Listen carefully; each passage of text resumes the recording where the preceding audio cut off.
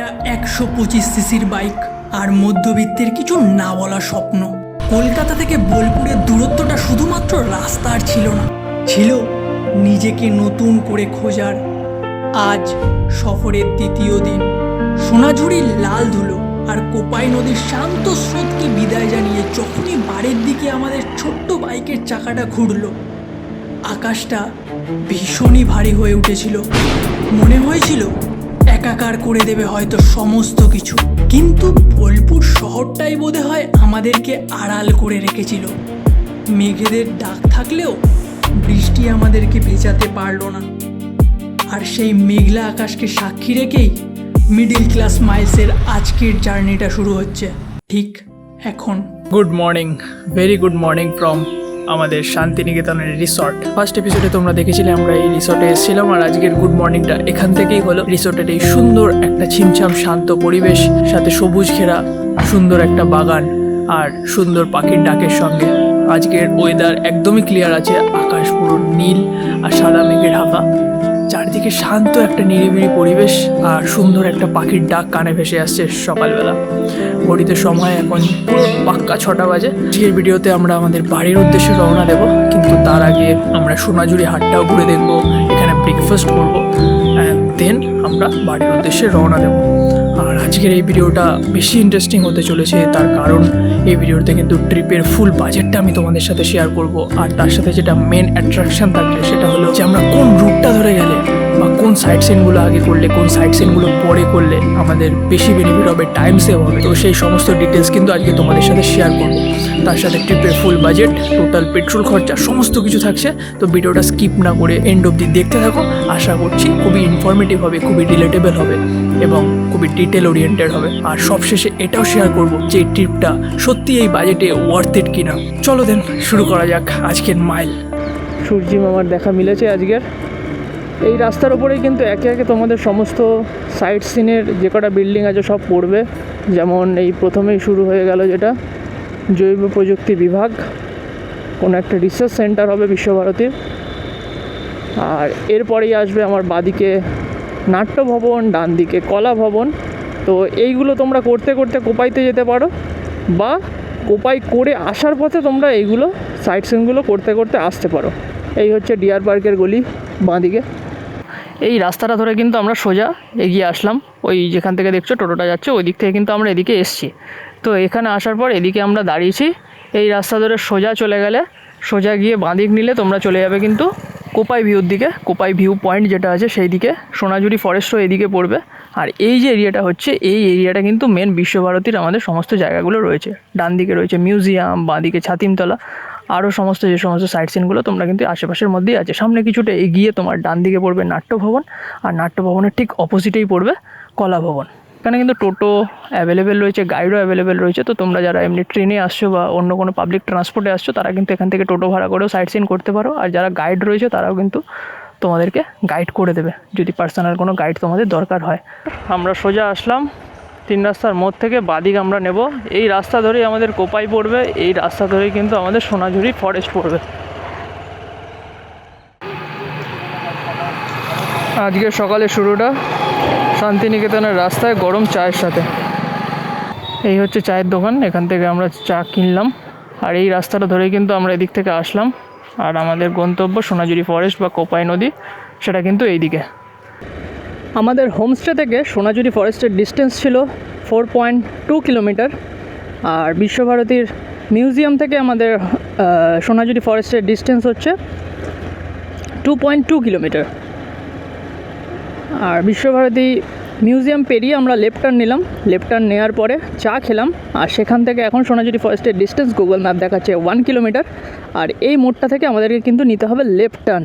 রাস্তা এন্টার করার সঙ্গে সঙ্গে কিন্তু চারপাশের সবুজ গাছগুলো আমাদের দৃষ্টি কেড়ে নিচ্ছে। ঘড়িতে সময় 6:35। আর আমরা চলে এসেছি সোনাঝুরি ফরেস্টের কাছে। এই হচ্ছে সোনাঝুরি ফরেস্ট। এখানে ছোট ছোট এন্ট্রেন্সের জায়গা আছে। আমরা পেছন থেকে যখন আসলাম ওই সামনেও কিন্তু ওখানে একটা এন্ট্রেন্সের জায়গা ছিল, ওখানেও হাট বসে, এখানেও হাট বসে। যেহেতু এখন সকালবেলার টাইম, এখনও কিন্তু হাট বসেনি, চারদিকটা ফাঁকাই রয়েছে এবং সুন্দর বেশ ছিমছাম নিরিবিলি একটা পরিবেশ। ওপরে নীল আকাশ, সুন্দর মেঘগুলো ভেসে যাচ্ছে, দারুণ সুন্দর লাগছে। আর তার সাথে নিচে এরম সোনাঝুরি ফরেস্টের সুন্দর এই সবুজ গাছগুলো। আমরা সোনাঝুরি ফরেস্টের মধ্যে এন্টার করে গেছি। খুব সুন্দর লাগছে বাইকটা চালিয়ে। ছোট ছোট কিন্তু এখানে গাছও পোতা হয়েছে চারদিকে, তো তোমরা যারা গাড়ি নিয়ে আসবে অবশ্যই কিন্তু দেখে এন্টার করো। এখন আমরা আছি সোনাঝুরি ফরেস্টের ভেতর, আর চারদিকের এই সুন্দর শাল, সেগুন আর পলাশের বনে একটা খুবই সুন্দর অনুভূতি কিন্তু আমরা ফিল করতে পারছি বন্ধুরা। বাতাসের টানে প্রত্যেকটা গাছের এই সরু সরু পাতাগুলোতে সুন্দর একটা মিষ্টি শব্দ কিন্তু ভেসে আসছে, আর তার সঙ্গে ভেসে আসছে পাখির একটা মিষ্টি কিচিরমিচির ডাক। চলো এই বনটা এবার তোমাদের সিনেম্যাটিক শটের মাধ্যমে দেখানোর চেষ্টা করি।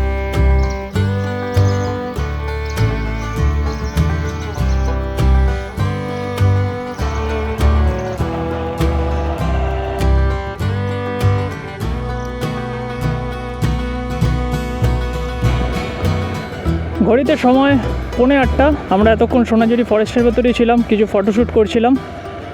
আর তারপরে দেখছি এদিকে মোটামুটি হাটের সরঞ্জাম কিন্তু বসেছে সোনাঝুরি ফরেস্টের থেকে বেরিয়েই জাস্ট ডান দিকে।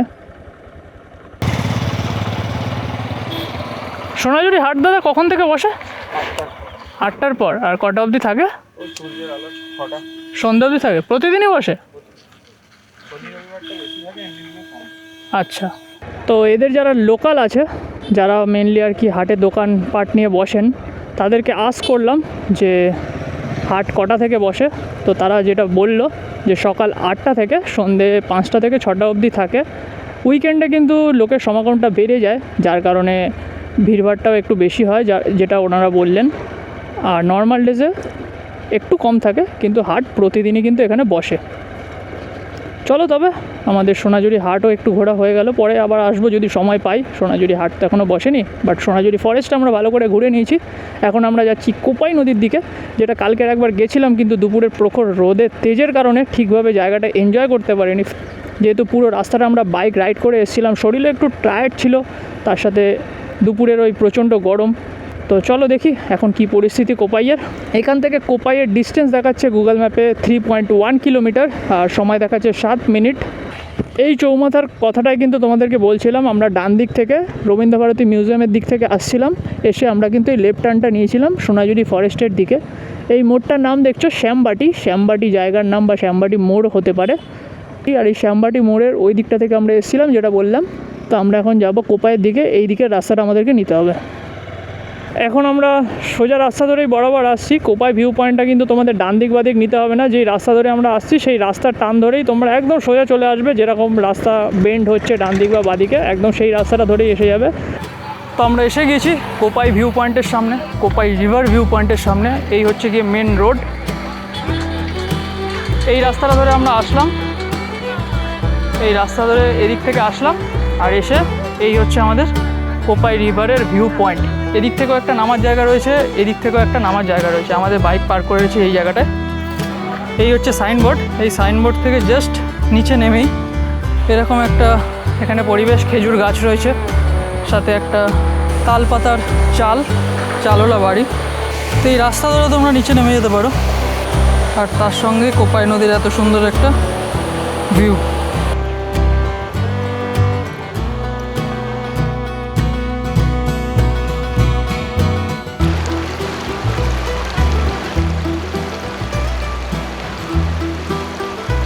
কোপাই ভিউ পয়েন্ট আমাদের ঘোরা হয়ে গিয়েছে, আর এখন আমরা যাচ্ছি ব্রেকফাস্ট করতে।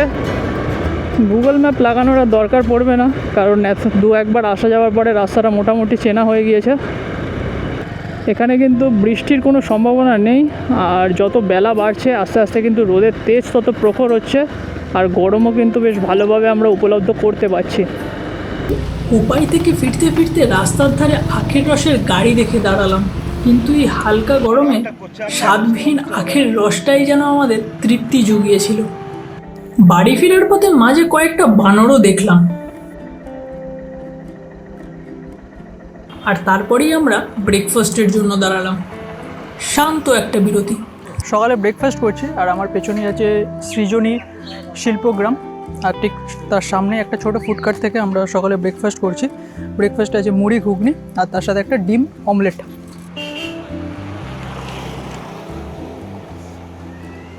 সকাল 11:30 আমাদের আজকের রিসোর্টের চেক আউট টাইম হয়ে গিয়েছে। আমরা এখান থেকে রওনা দেব, আর আমরা এখান থেকে বেরিয়ে যেটা প্রথমে যাব সেটা হচ্ছে সোনাঝুরি হাটে। আমরা সকালবেলা গিয়েছিলাম সোনাঝুরি ফরেস্টে, ভালোভাবে বনটা এক্সপ্লোর করেছি, বাট তখন হাটটা যেহেতু বসেনি তো সেইভাবে হাটটা এক্সপ্লোর করা হয়নি। তো আমরা এখন যাব, গিয়ে হাটটা এক্সপ্লোর করব, আর তারপর লাঞ্চ করে ডাইরেক্ট কলকাতা।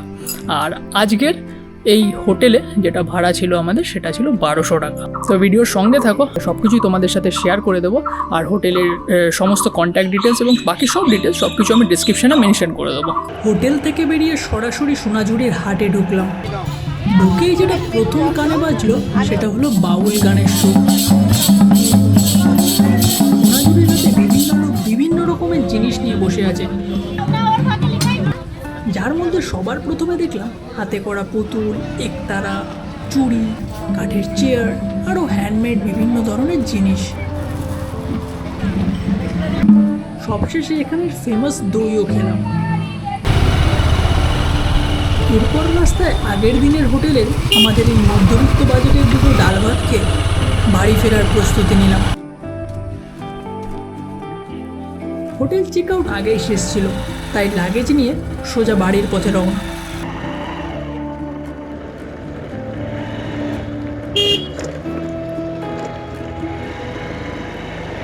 সময় ঘড়িতে 1:50, আর আমরা লাঞ্চ কমপ্লিট করে হোমস্টের রাস্তা থেকে বেরিয়ে মেন রোডে উঠলাম। সোলো রিটার্নে না মাথার ভেতর অনেক কিছু চলে, আর বাড়ি ফেরার পালা হলে সেই সমস্ত জিনিসগুলো না ক্ষণে ক্ষণে মনে পড়ে। যেইখানে ছিলাম, যে জায়গাটা এক্সপ্লোর করছিলাম, সেই স্মৃতিগুলো বারবার মাথার মধ্যে ঘোরাফেরা করে। আর তখন মনে একটা প্রশ্ন জাগে যে সত্যি কি এই জায়গাটা ওয়ার্থ ইট ছিল। এখানেই রয়েছে একটা 3 রাস্তার মোড়, কাজী নজরুল ইসলামের একটা মূর্তি, শান্তিনিকেতন মেডিকেল সেন্টারের একটা মেডিসিন শপ, আর সেখান থেকে আমরা নিয়ে নিলাম রাইট টার্ন। এই রাস্তা ধরে আর কিছুটা গিয়ে আর একটা সামনে টার্ন আছে, তোমাদেরকে দেখাচ্ছি। সেই টার্নটা নেওয়ার পরেই কিন্তু আমরা উঠে পড়ব সেই NH2B বা NH114 as per Google map. তো এই হচ্ছে সেই মোড়টা। এটা NH114টা কিন্তু সোজাই চলে যাচ্ছে, সামনে গিয়ে শিবপুর হয়ে বাঁহাতে রসুলপুর হাট হয়ে তোমরা কিন্তু NH2B বা NH114 অ্যাজ পার যেটা গুগল ম্যাপ আছে সেটা ধরতে পারবে। আর এই যে সামনের টার্নিংটা দেখছো বাঁ সাইডে চলে গিয়েছে, এই টার্নিংটা দিয়ে আমরা যাব। এটা একটুখানি শর্টকাট, সেই গিয়ে একই রাস্তাতে কানেক্ট করছে। তো তোমরা চাইলে যে কোনো রাস্তা দিয়ে যেতে পারো, এই রাস্তাটাও যেতে পারো, বা সামনের সোজা রাস্তাটা ইউজ করে সামনের টার্ন থেকে বাদিক নিয়েও যেতে পারো। এই রাস্তাটা ধরে এসে আমরা এখান থেকে উঠলাম। শিবপুর আর রসুলপুর হাট হয়ে আসতে তখন তোমরা এই রাস্তা ধরে আসতে। এই রাস্তাটা একটু শর্টকাট, বাট একটা এক্সপিরিয়েন্স তোমাদের সাথে শেয়ার করতে চাই। সেটা হচ্ছে রাস্তার মধ্যে কিন্তু কিছু বাম্পার ছিল, বাম্পারের কন্ডিশন ভালো, গাড়ির জন্য কিছু সেরকম ক্ষতি হবে না। বাট যেটা প্রবলেম সেটা হচ্ছে রোদ্দুরের আলো বা কোনো কারণে, সেটা কোন কারণ আমার মনে হলো রোদ্দুরের আলোতে হতে পারে, বাম্পারগুলো না বোঝা যাচ্ছে না। তো গাড়ি একটা সার্টেন স্পিডে চলছিল, আমিও বুঝতে পারিনি যে ওই জায়গাটাতে বাম্পার আছে বলে। তো সাডেনলি আমার গাড়িটা বাম্পারের ওপর উঠে যায়। তো ওই রাস্তা থেকে যদি তোমরা আসো একটু দেখে এসো, ফলো রেখো যে বাম্পার আছে কিনা রাস্তায়, বাকি কোনো অসুবিধা নেই। তো এখন আমরা আছি 114 বা NH2Bতে। রাস্তাটা খুবই সুন্দর, কিন্তু প্রবলেম একটাই, সেটা হচ্ছে একদিক থেকে গাড়ি যাচ্ছে যেমন, উল্টো দিক থেকে কিন্তু গাড়ি আসছে। যেই প্রবলেমটা আমি যাওয়ার ভিডিওতেও শেয়ার করেছি, যেটা কলকাতা টু শান্তিনিকেতন এপিসোড 1, তোমরা গিয়ে কিন্তু অতি অবশ্যই চেক আউট করো। অনেক কিছু ডিটেলস, অনেক কিছু ডেসক্রিপশান কিন্তু সেই ভিডিওতে দেওয়া রয়েছে।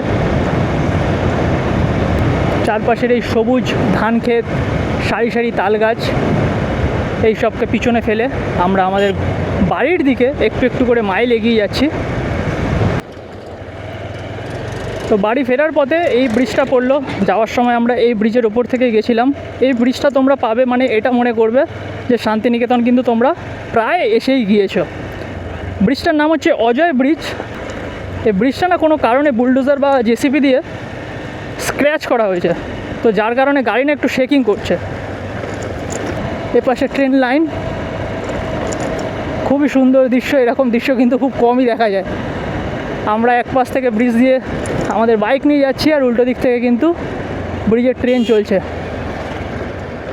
নিচ থেকে বয়ে গিয়েছে কোপাই নদী, আর দূরে সারি সারি তাল গাছ, সেগুন গাছ, আর নিচে ধান ক্ষেত। সব মিলিয়ে কিন্তু একটা অসাধারণ কম্বিনেশন। রাস্তা নিয়ে কিন্তু বন্ধুরা কোনো কথা হবে না, টারম্যাক রাস্তা। শুধু প্রবলেম একটাই, সেটা হচ্ছে মাঝে মধ্যে গবাদি পশু চলে আসে। একদিক থেকে যেমন গাড়ি যাচ্ছে, উল্টো দিক থেকে কিন্তু গাড়ি আসছে। ঠিক যেমন এই সামনের 4 হুইলারটা নিজের লেন থেকে বেরিয়ে অন্য লেনে এসে ওভারটেক করে। তো এই সমস্ত জিনিসগুলো একটু তোমরা দেখে রাইড করো। বেরিয়া যে গ্রামটা রয়েছে সেই গ্রামটাকে কিন্তু এই হাইওয়ে থেকে বাইপাস করে দিচ্ছে বাদিক ধরে। আর আমরা এই ফ্লাইওভার বা উড়ালপুরে উঠে গেলাম। খুব সুন্দর লাগছে, অনেকটা সেই ডালখোলা বাইপাসের কথা মনে পড়ে যাচ্ছে এটা উঠতে গিয়ে।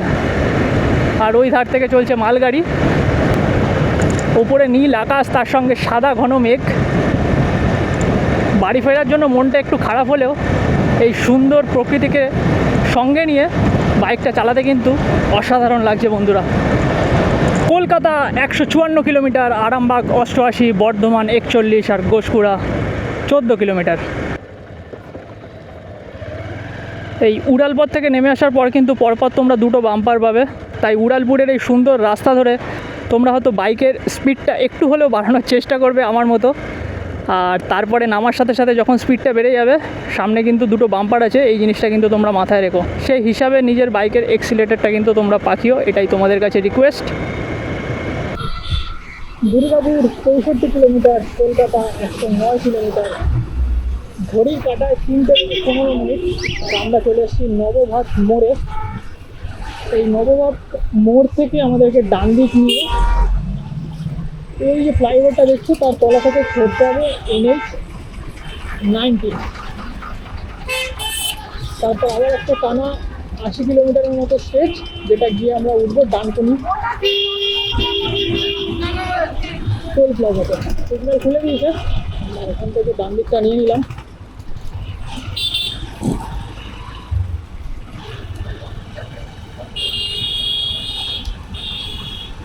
ডান দিক নিয়ে আবার এই রাস্তার বাসের সাথে বাস মিলিয়ে আমরা বাদিক ধরে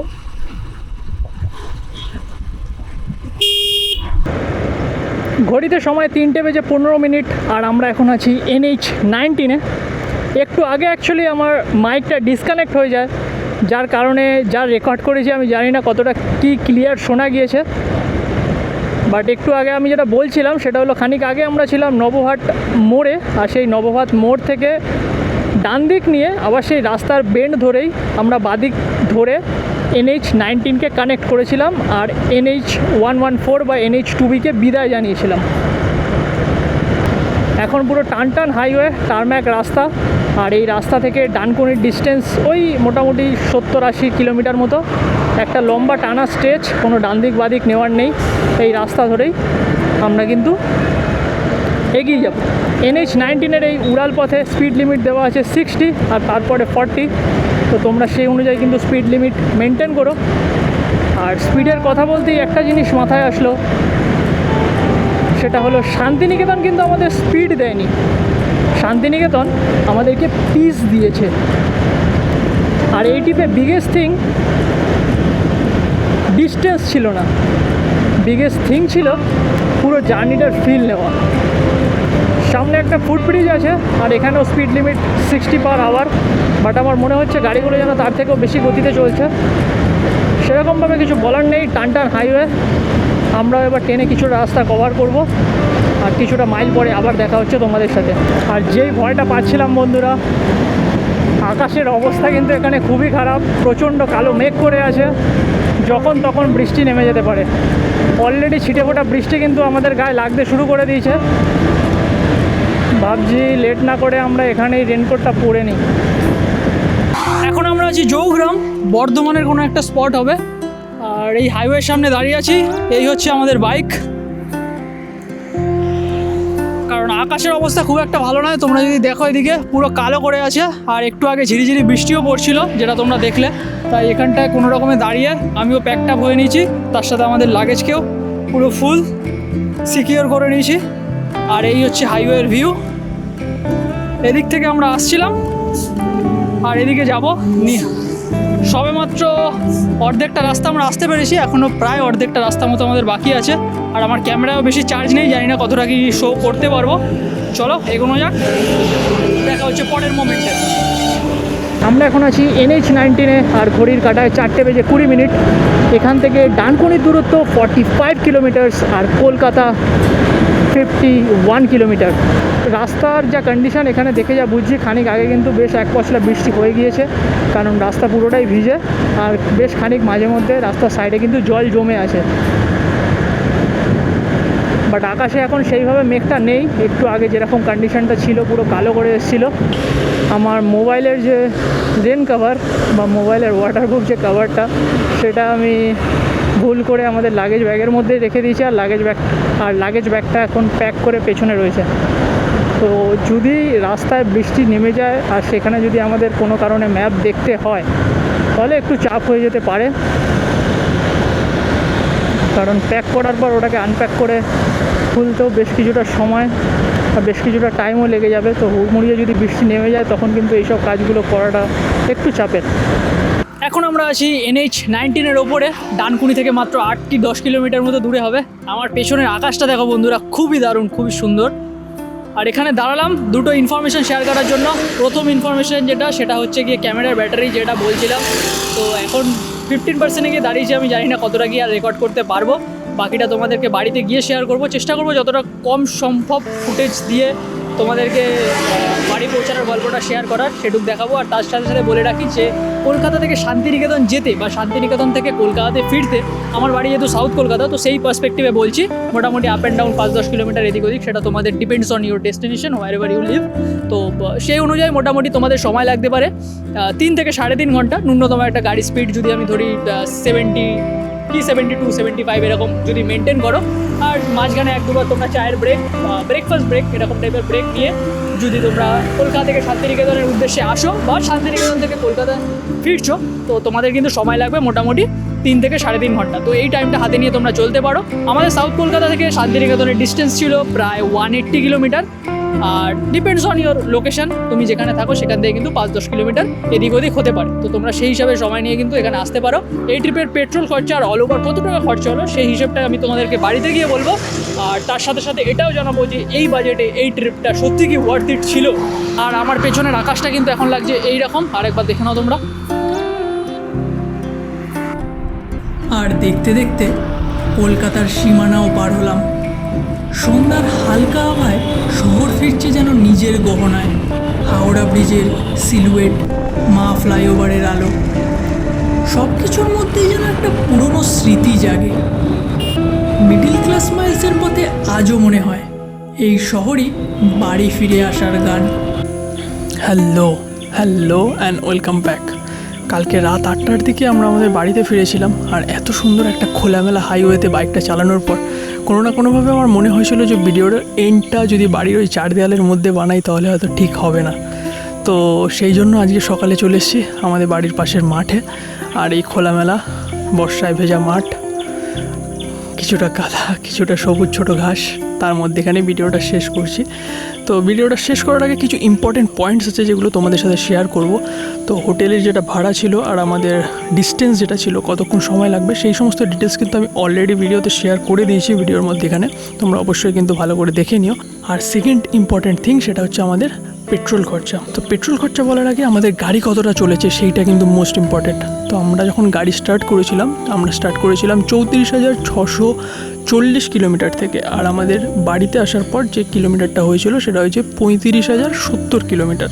তো ক্যালকুলেট করে যেটা দেখলাম সেটা হচ্ছে আমাদের গাড়ি চলেছে নিয়ার অ্যাবাউট 430 কিলোমিটার মতো। আর এই 430 কিলোমিটার গাড়ি চলতে আমার পেট্রোল লেগেছে 830 টাকার, যেটা কালকে রাতেই আমরা ফুয়েল আপ করেছিলাম।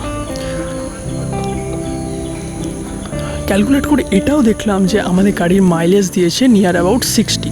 আর এই 60 মাইলেজ কিন্তু আমরা অনেক রকমভাবে গাড়ি রাইড করেছি। আমরা শান্তিনিকেতনের মধ্যেও গাড়ি রাইড করেছি, আমরা হাইওয়েতে 70-80 স্পিডেও গাড়ি মেনটেন করে চালিয়েছি, এবং NH 119 যেটা ছিল সেটাতেও কিন্তু আমরা 40 থেকে 50-র মধ্যেও চালিয়েছি। তো একটা মিক্সড অফ স্পিড মেনটেন করে মোটামুটি on an average 430 kilometre bike ride করে এই দুদিনে আমি মাইলেজ পেয়েছি আমার SP 125 থেকে 60 কিলোমিটার। এবার আসা যাক খরচাতে। দেখো, প্রথম দিনের খরচাটা কিন্তু অলরেডি আমি তোমাদের সাথে শেয়ার করে দিয়েছি। আর সেকেন্ড দিনের খরচা বলতে আমাদের ডেটা স্টার্টিং হয়েছিল চা বিস্কিট থেকে, যেখানে খরচা হয়েছিল মাত্র 15 টাকা। তারপরে আমরা খেয়েছিলাম আখের রস, যেখানে লেগেছিল 20 রুপিস। আমরা ব্রেকফাস্ট করেছিলাম, যেখানে লেগেছিল 40 রুপিস। আমাদের হোটেল বাবদ খরচা ছিল 1200 টাকা। আমরা লাঞ্চ করেছিলাম, যেটাও 100 টাকার মধ্যে হয়ে গিয়েছিল। আর পেট্রোল ভরেছিলাম, যেটার জন্য 830 টাকা খরচা হয়েছিল। আর রাস্তার মধ্যেখানে আমরা একবার জল কিনেছিলাম, যেটার জন্য আমাদের 20 রুপিস লেগেছিল। তো সব মিলিয়ে মোট খরচা দাঁড়াচ্ছে এইটা হচ্ছে কি আমাদের সেকেন্ড দিনের খরচা। টোটাল আমাদের খরচা হয়েছে প্রথম দিনের আর সেকেন্ড দিনের মিলিয়ে এত টাকা। তো এই খরচায় শান্তিনিকেতন ঘোরাটা মধ্যবিত্ত বাজেটে একটু এক্সপেন্সিভ হলেও তোমরা যদি ডাবলে যাও না, তখন কিন্তু তোমাদের গাড়ির পেট্রোল খরচা বা হোটেল খরচা যেটা আছে সেটা কিন্তু আধা আধি হয়ে যাবে। তো তোমরা সেই অ্যাকর্ডিং প্ল্যান করতে পারো। বাকি উইকেন্ড এস্কেপের জন্য কিন্তু এটা একটা ভালো জায়গা। প্রতিদিনের একঘেয়েমি অফিসের 9 to 5 জব থেকে কিন্তু বেরিয়ে তোমরা একবার হলেও উইকেন্ডে এটা ভিজিট করতে পারো। এই হচ্ছে সমস্ত কিছু ইনফরমেশন। ভিডিওটা যদি ভালো লাগে অবশ্যই লাইক করো, চ্যানেলটিকে সাবস্ক্রাইব করো। দেখা হচ্ছে অন্য কোনো মাইলে। Till then, bye bye and safe ride.